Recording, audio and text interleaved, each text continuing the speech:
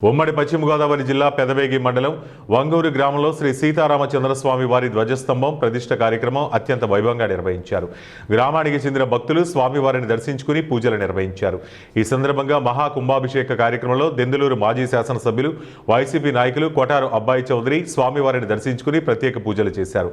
అబ్బాయి చౌదరితో పాటు పలువురు వైసీపీ నాయకులు మహా కుంభాభిషేకంలో పాల్గొన్నారు.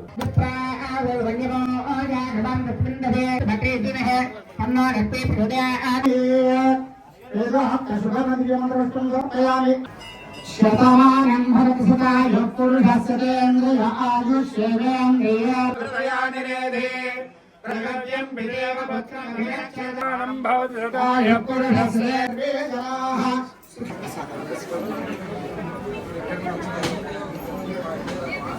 आई वक्त